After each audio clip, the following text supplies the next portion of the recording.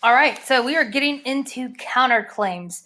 There's no such thing as an effective argument unless you address the other side. So today, before we get started, if you're in class, you're going to be taking notes. I'll come around and check those for an easy completion grade. If you are virtual or blended and you're at home, please fill out the assignment that says effective counterclaims notes. Get that submitted for an easy, I think I'm going to make it a 30-point grade. And just to make sure that you have the notes for what we're doing the rest of this week. So please make sure that you are taking notes. And this is effective counterclaim. So that's just addressing the other side. Okay, so what is a counterclaim? I keep using that term, and I asked you guys to look up sources that address the counterclaim, and some of you are like, I don't know what that is. But all it is the other side or the opposite position of your original argument. So a counterclaim refutes, and if you don't want to use the word refutes, think of the word challenges the position that is shared, okay? It refutes or challenges the position that is shared. Now, in order to fully understand your own position, you must know what and why the other side believes what they do. You cannot effectively argue for whatever it is that you want unless you know the opposite argument. If you don't know the other side, you're not as enveloped and all encompassed and all those things with what you're actually trying to prove. Okay, and so why does all of this matter? Well, you enhance your own credibility where someone trusts you and believes you and takes you seriously, and you enhance your logic, so your rationale, how smart it is you appear when you refer to the other side. So, for instance, the NFL football game's on right now. Like the Tampa Bay Buccaneers and the Packers are playing. So my argument could be the Packers are the best football team. Well, if I don't acknowledge how good Tampa Bay is, I've totally ignored the fact that I'm not addressing all sides of the argument. Now, I don't really believe that. I don't care about football that much, but that's what I'm trying to prove to you is you have to make sure that you know all aspects of the argument. Otherwise, you're not going to be convincing. So again, the counterclaim refutes or challenges the position. You've got to fully understand both sides. And why? Because we have to enhance our credibility and logic. Okay, so let's look at these examples. So this sounds easy. Sounds like you should be able to do it easy peasy, no big deal. Well, here's the original argument. Students should not be allowed to bring backpacks into the building during the school day. So what is the counter to that? Students can bring backpacks into the building. Students can bring backpacks so long as they are clear. Students may only bring backpacks into the building after school hours. Okay, you have to ask yourself, which one of those actually challenges the original argument? Well, so the position is students should not be allowed to bring backpacks. You should underline that in your notes or bold it if you're on your computer. Here's what I want to make sure you understand.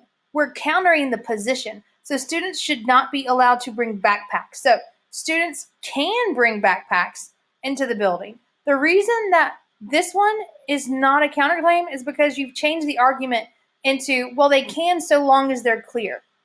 This one, you've changed it to the time. You're adding too much information. Okay, so make sure when you address your counterclaim, you actually address the real position. The biggest problem with counterclaims is that we like to nitpick and pick at the wrong argument. And it sounds pretty easy, but it can get kind of difficult when we hyper-focus ourselves. So let's try another one. Oh, do I not have another one? Oh, yeah, I do. But anyway, know your position. Why do we have to know this? I don't know why this slide's right here, but it's fine. So if you don't know what the argument's clear position is, then you can't accurately determine what the counter will be. That's why you have to know that position.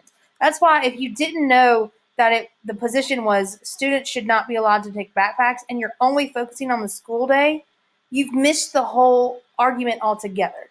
Okay, so the counterclaim will take the opposite side of the position and then provide a claim that supports the argument. So let's make sure that we understand the position and then we'll go into the claims. This is about reading. It's about close reading. So let's try this one. Okay, let's try again. The original arguments. College should be free to students who can maintain a 3.5 GPA after their first 2 years. College should be free to students who can maintain a 3.5 GPA after their first 2 years. So here, which of these is the counter? Tax reform won't create enough revenue to pay for college for that many students. We automatically know this is not right because it doesn't even address college being free very clearly. Here, only after a major has been declared could college be paid for. College cannot be paid for by the federal government. Okay, the last one is the best one because that's the position. That is the position that we're countering. Don't get caught up in the shenanigans of fancy words, y'all. What is it? Underline or bold this. College should be free. Which one of those clearly states that? This one. College cannot be paid for by the federal government.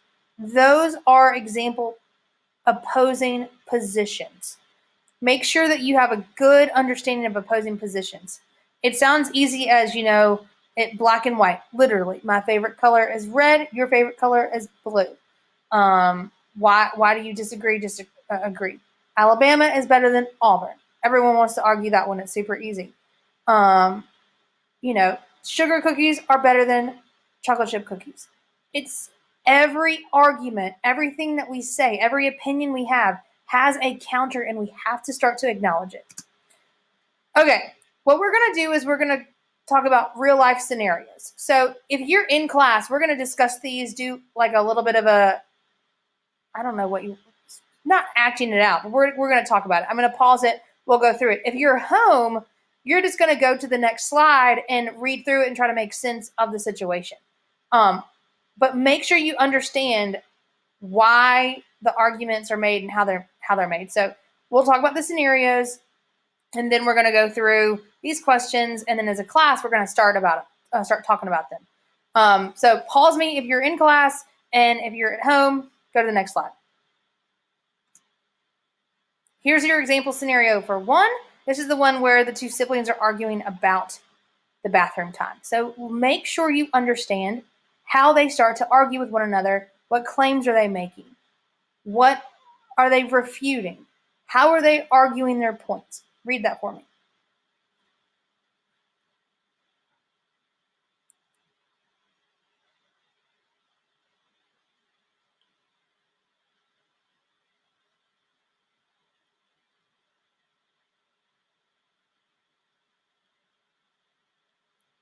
Make sure it makes sense to you.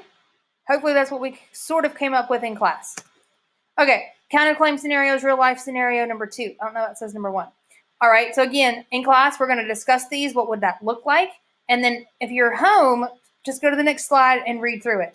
So scenario 1, 2 friends outside of a movie theater. Each wants to see a different movie. What are the questions we have to ask ourselves? Pause me if you're in class. We'll talk about it. If you're at home, go to the next slide. Here's the example scenario.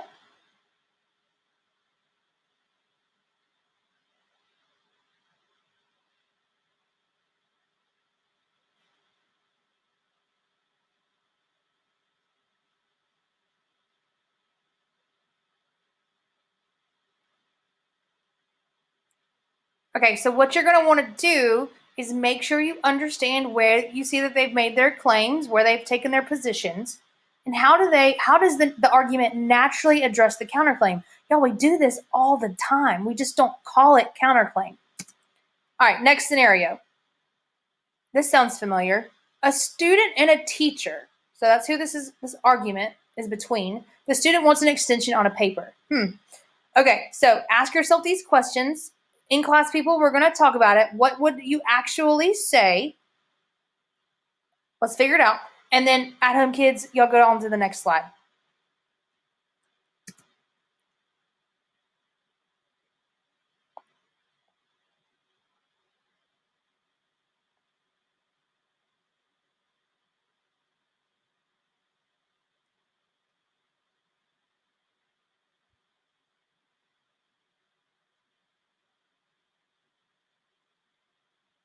So again, by reading these scenarios, you're trying to figure out, where do we naturally find the other person's position, and where do we start to pick apart their argument? That's what we're going to start doing when we really address the counterclaims, especially in our research paper.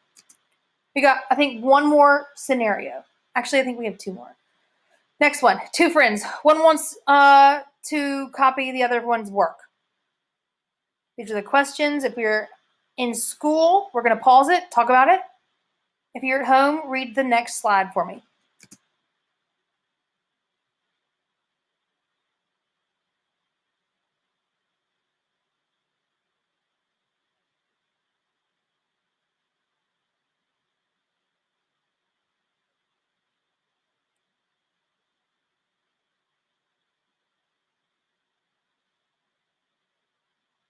All right, hopefully you can see where that person's making their claims. We're going to start to get into what is it really called when you shoot someone down, when you turn them against their own argument.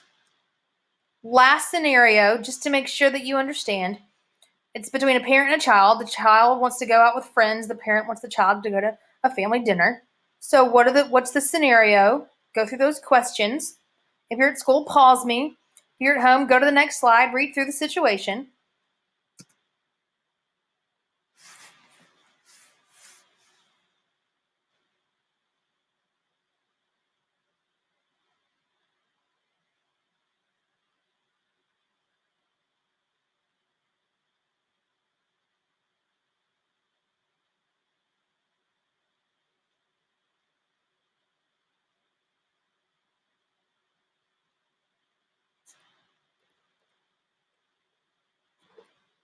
Okay, so hopefully you're starting to see how there's a formula to this.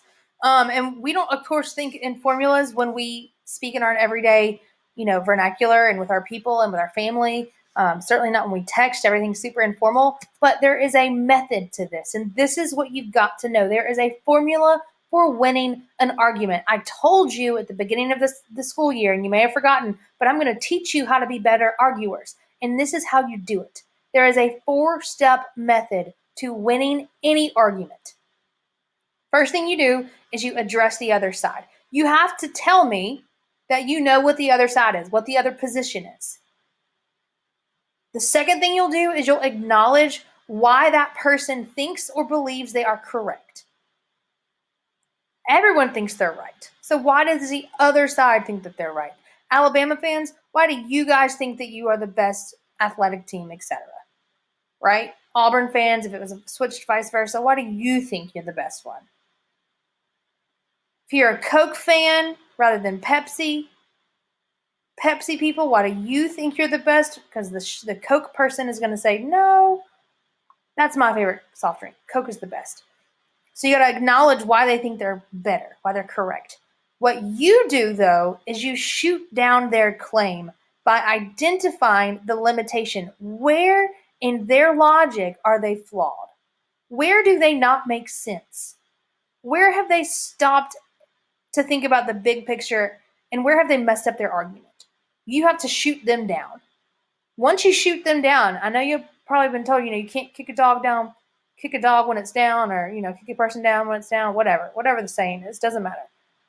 You win your argument, you squash that bug, proverbially, when you overcome with a concrete example. So you shoot them down, you say, nope, you're wrong because of this. And then you say, let me tell you.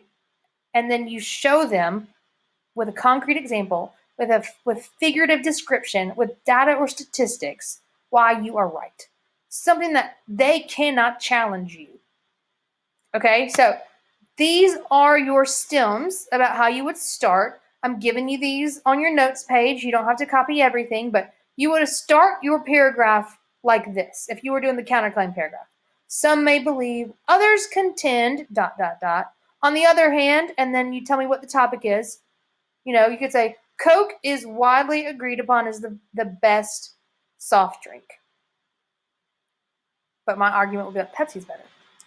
You could say the opposition asserts differing opinions described. Those who criticize what your topic is believe, and then say what the other side is. These are just your stems. Now, once you address the other side, you're going to acknowledge where they are accurate. So you would say things like, in some instances, blank may be true because blah, blah, blah. Admittedly, blank, their topic or position, is true to an extent when, give the example, acknowledge when they're right. You could say the topic or position, that should be parentheses right there, sorry, occurs when, give me more description. Understandably, blank, that would be the topic or position, rings true to those who believe blank. Okay, you just acknowledge it. Then this is when you do that sort of like, oop, breaks neck, huh? You're going to win the argument. It's when everyone sort of looks at you like, oh, and you say, however, yet, or nevertheless. You use those strong, shifting transition words. You're shifting the narrative. You're shifting to your point of view. So, however, yet, or nevertheless, you shoot them down. This is where you win your argument, y'all. You're going to say when they fail to acknowledge, or you're going to tell me that so-and-so overlooks the fact that. You're going to tell me that someone is assuming something, maybe even worse, they've ignored some kind of fact, or they've misidentified. Maybe they've reframed the argument. So once you shoot them down, you say when they're wrong, what they've done incorrectly. That's when you win. You drive home your point. You do the overcome. This is going to convince your reader that the other side is wrong, but this is where it comes together. Win the argument. Pull it together. You're going to overcome it with cause and effect. When this happens, this is the result. If someone does this, this happens. Give me an anecdote. Give me a story, whether it's personal or whether it's from someone else's experience. Give me data. Give me facts. Give me statistics. Hello, quote sandwiches will help you here. But y'all, this is where you win your argument. It looks like this. Here's your formula again. You address the other side. You acknowledge when the other side is right. Because admittedly, there will be situations when sometimes people who have different opinions than you are right. It happens. But it might not always be true, and it shouldn't always be true. You're going to shoot them down, tell me why their argument is wrong, and then overcome with your own proof. Overcome with your own proof. So we're going to read through this. I want you guys, if you're on your note page, you're going to highlight different aspects of the argument. So we're going to look at position 1 versus position 2. If you're at home, guys, I'm going to go through the paragraph with you. If you're in class, we're going to do this together on the board. So if you're in class, we'll do this together on the board. If you are at home, you're going to use the video that we're on right now to explain it. Okay? So hopefully in class, I'm going to shift to the Elmo or to a different document, whatever. Okay, so make sure that I want you to try to figure out your two different sides. It would benefit you, virtual kids, blended kids, to do this by yourself before you look at the answers. Read the little paragraphs, figure out what side is what. Just go by sentence. Pick one color. Pause me if you want to. Otherwise, I'm going to go through to the answers. But please make this make sense to you. Okay, so the editorial would be broken down like this. You have yellow is position 1, green is position 2. You'll see that even in an informational article, you have to embed other sides or opposing views. This is what it should look like, okay? I'm not going to read it to you because you just read the whole thing, but check your answers. Make sure in your own document that you have it highlighted like you see here, okay? Make sure that you understand that effective writers, effective arguers are always going to be able to blend the opposition. Now, this editorial, we know what their original position is because it starts with theirs right here. The NSA is overreaching. You'll see that it starts with their position and it ends with their position. You don't want to start with the other side because that gets confusing. We always want to remind our readers what our ultimate goal is. Our goal is to make sure that they know that the NSA, the National Security Administration, I think that's what it's called, is overstepping. So hopefully your answers look like that. You just wanted to make sure that as you read through that, what side was for what. So the yellow is my position that the NSA is not doing a good job. The other side, the green side, is who believes the NSA was doing what they were supposed to. Okay,